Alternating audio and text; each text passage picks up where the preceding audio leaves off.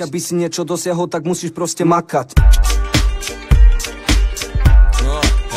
Hej, Vicky Haza a jeho mix kazeta Rap 05 LUZA. Lenivá produkcia, to znamená písmena 4 a 3 mená.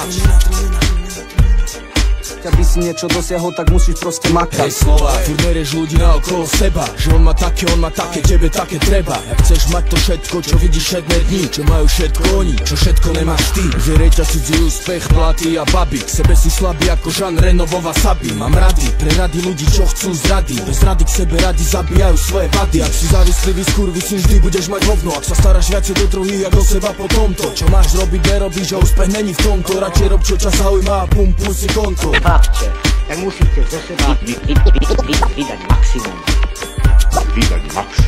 Chlapče. Aby si niečo dosiahol, tak musíš proste makať. Lebo hip-hop není moda, ani žiadna náhoda. Je toto, čo k tomu cítim, no a to je dané zhora. Zážitky sú škola a život hlavná rola. Ten je nepredvídateľný ako táto doba. Mňa nenašla STVčka ani Coca-Cola. Po celý čas prezentujem iba hudbu z dola, ktorá taká bude, ktorá vždy aj taká bola. Doma so mnou iné plány, teraz vravím smola. To je odraz kultúry, čo sa dere cez múry. Ignoruje cenzúry, nepozeraj, konaj. Nepriateľo bozaj, ak to myslíš ozaj, tak makaj a nestoj a sprav si svoj priestor. Rozmýšľaj, kam chodíš, čo robíš, kam hľadíš, s kým sa o čom bavíš, či zradíš, sa skazíš a všetko, čo si vybudoval, iba tak zastavíš. Tak čo ty na to vravíš?